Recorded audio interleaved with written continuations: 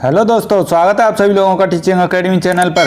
दोस्तों, आज हम UP triple S C PET के लिए हिंदी व इंग्लिश का प्रैक्टिस सेट लेके आए हैं, जो आपके एग्ज़ाम के लिए बहुत ही हेल्पफुल होगा। तो आइए दोस्तों, देरी न करते हुए स्टार्ट करते हैं। देखिए, नीचे गद्यांश दिया गया है, इसे पढ़िए एक बार। ठीक है, दर्पण में तुम दूसरों को नहीं देख सकते। तुम जानते हो कि खिड़की में लगा कांच और यह दर्पण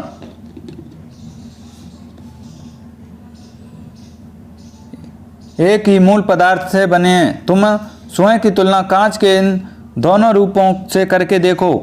जब यह साधारण है तो तुम्हें सभी दिखते हैं और उन्हें देखकर तुम्हारे भीतर करुणा जागती है, और जब इस कांच पर चांदी का लेप हो जाता है तो तुम स्वयं को देखने लगते हो। तुम्हारा जीवन भी तभी महत्वपूर्ण बनेगा जब तुम अपनी आंखों पर लगी चांदी की परत को उतार दो। तो देखिए, इसमें क्वेश्चन दिया है।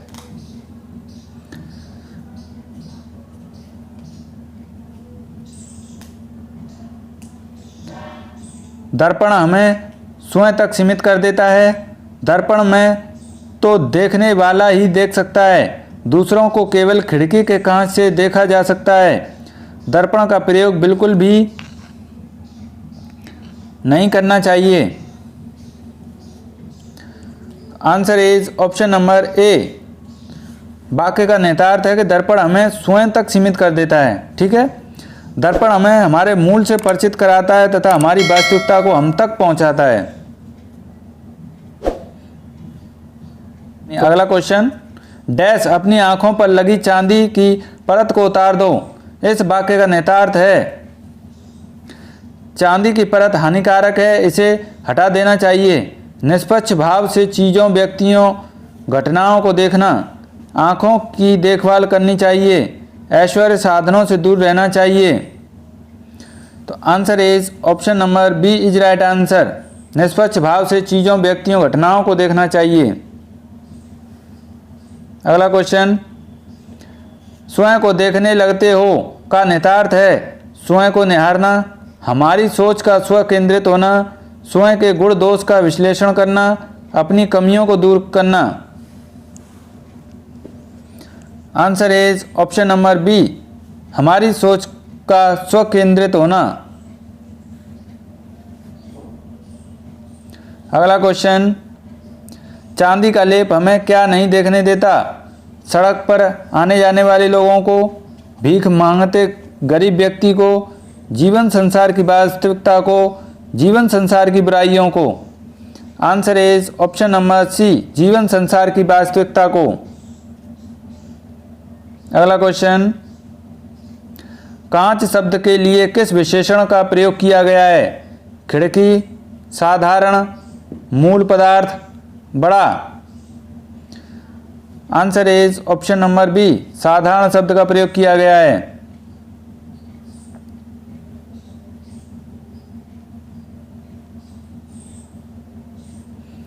फिर दूसरा गद्यांश दिया गया है हमें, इसे पढ़ेंगे।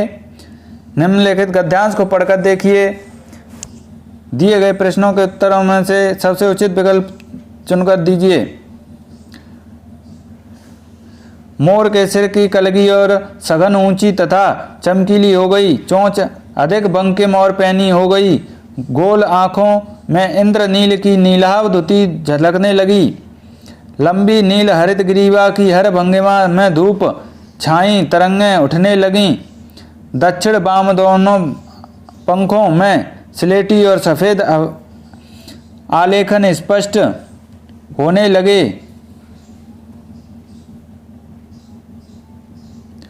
पूंछ लंबी और उसके पंखों पर चंद्रिकाओं के इंद्रधनुषी रंग उद्दीपित हो उठे, रंग रहित पैरों को घर बीली गति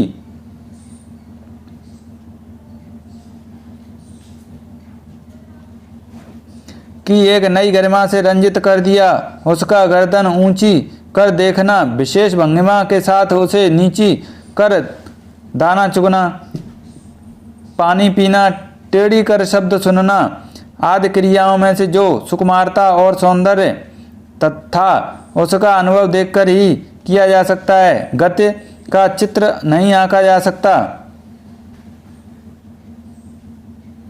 मोरनी का विकास मोर के समान चमत्कारिक तो नहीं हुआ, परंतु अपनी लंबी धूप छां गर्दन, हवा में चंचल कलगी, पंखों की श्याम श्वेत पत्र लेखा मंथर गति आदि से वह भी मोर की उपयुक्त सहचारिणी होने का परिणाम देने लगी।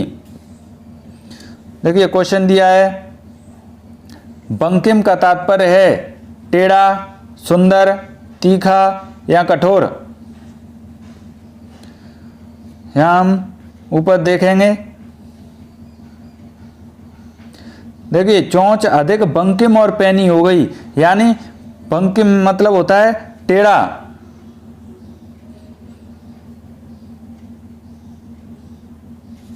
तो आंसर इज ऑप्शन नंबर ए, टेढ़ा। अगला क्वेश्चन, मंथर गति होती है तेज गति, धीमी गति, लय युक्त गति, टेढ़ी गति। Answer is option number B, धीमी गति। अगला क्वेश्चन, प्रस्तुत गद्यांश है एक शब्द चित्र, एक निबंध, एक रिपोर्टाज, एक कहानी। आंसर इज ऑप्शन नंबर ए, प्रस्तुत गद्यांश एक शब्द चित्र है। शब्द चित्र का अर्थ होता है चुने हुए शब्दों में किसी घटना या बात का सजीव वर्णन करना। ठीक है। अगला क्वेश्चन देखिए, रंजित का तात्पर्य है रंगयुक्त, आवेशयुक्त, शोभायुक्त, इनमें से कोई नहीं। Answer is option number C, शोभायुक्त। इस गद्यांश में रंजित का अर्थ एक नए उत्साह तथा गरिमा से शोभायुक्त होना है। अगला क्वेश्चन, किसकी क्रियाओं में सुकुमारता व सौंदर्य था? मोर की, मोरनी की, तोते की या लेखिका की? Answer is option number A, मोर की। अगला क्वेश्चन, दिए गए शब्दों में शुद्ध वर्तनी का ज्ञात कीजिए। प्रकृति, प्रकृति, प्रकृति, प्रकृति। आंसर इज ऑप्शन नंबर ए, प्रकृति ऐसे लिखते हैं।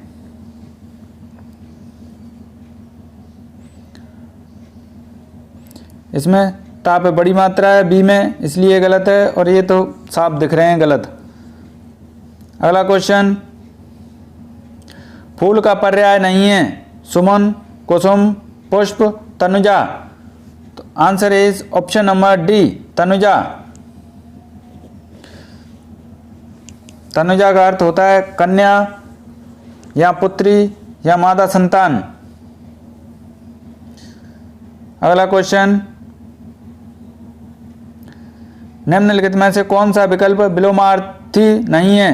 सृष्टि का विलोम प्रलय होगा, अस्त का उदय होगा, क्रम का अनुक्रम, जड़ का चेतन। बताइए कौन सा सही नहीं है?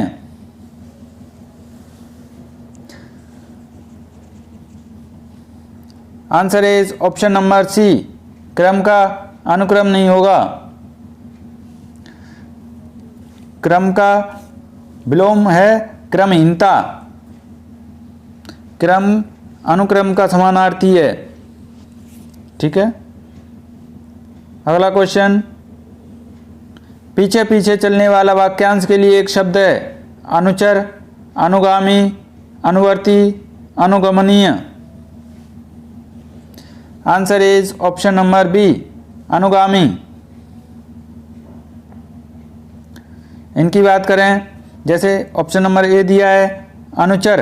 अनुचर का क्या होता है? पीछे चलने वाला। अनुवर्ती का अनुसरण करने वाला। अनुगमनीय का होता है पीछे जाने योग्य।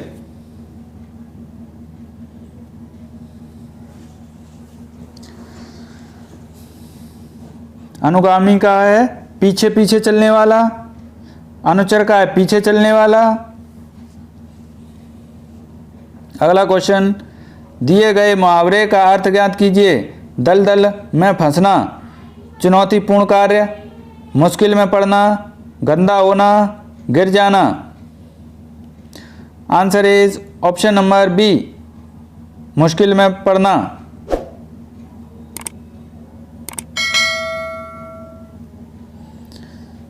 ये यहाँ तक हिंदी के क्वेश्चन हो गए। अब इंग्लिश का प्रैक्टिस सेट देखिए। एक पैसेज दिया है जिसमें से हमें क्वेश्चन बताने हैं, पढ़ लेते हैं एक बार। Big dams received a big push from politicians and bureaucracy pouring enormous amounts of borrowed money in the early years of independence. There has, however, been hardly any attempt at questioning the extent of damage caused or in evaluating whether the promises of food, water, and prosperity for all have actually been realized. This diversion of rivers and construction of a long system of canals in a densely populated country like India will involve displacement of people on a colossal scale, and the people affected are never likely to agree with such measures all over the world. Community reaction is to prevent construction of large dams, preserving rivers in free flow condition is considered ecologically necessary, and the construction of large dam is now legally prohibited in Sweden and also in parts of USA.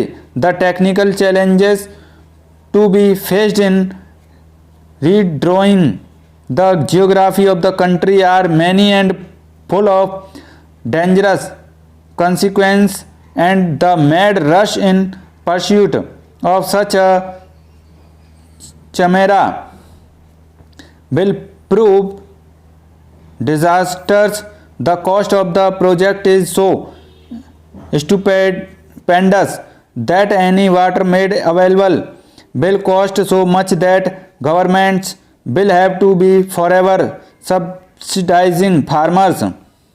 What long-term impact this massive borrowing will have on the economy is difficult to foresee. अब देखिए question दिया हमें, which of the following is not true about the water made available through dams? Option number ए है the water so generated is mainly used in washing. Second में the government gives subsidy to the farmers due to high cost of the water from the dams. The water so generated is mainly used in agriculture. The water made available through dam has high cost associated with it. तो answer is option number A is right answer.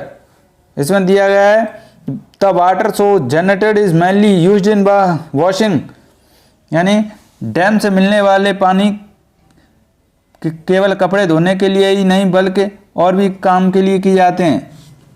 इसमें एक गलत है। इसमें बताया गया है कि डैम का पानी सिर्फ कपड़े धोने के लिए यूज होता है, ये गलत है। Option number A is right answer. अगला question, which of the following have been mentioned as disadvantage of dams?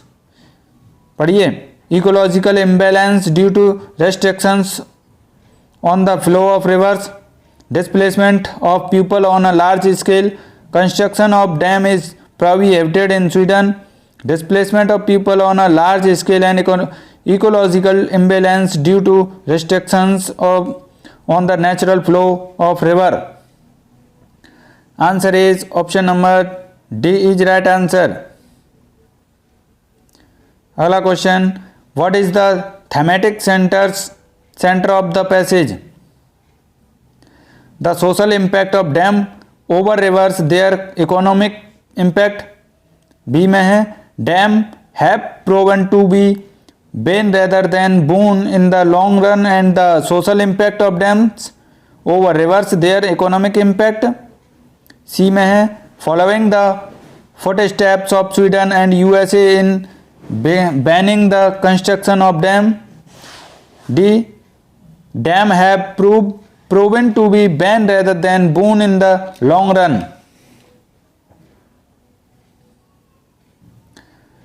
Answer is option number D is right answer.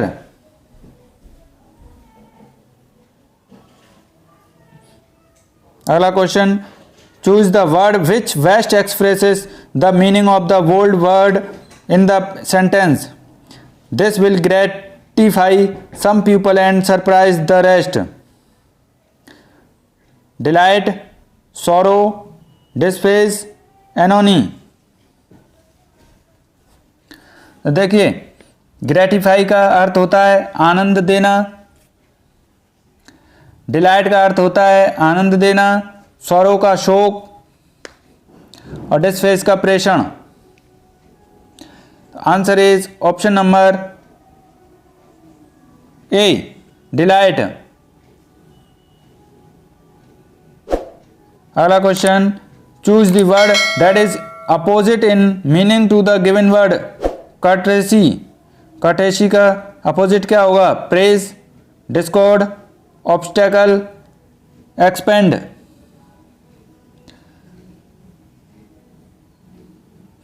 तो कर्टेसी का अपोजिट होगा obstacle. Option number C is right answer. तो दोस्तों, कैसे लगे आज के क्वेश्चन कमेंट करके जरूर बताएं। वीडियो को लाइक करें, चैनल को सब्सक्राइब करें और साथ ही अपने दोस्तों को ज़्यादा से ज़्यादा शेयर करें, जिससे हमें मोटिवेशन मिलता है। हम आपके लिए ऐसे ही और प्रैक्टिस सेट लेके आएंगे। धन्यवाद।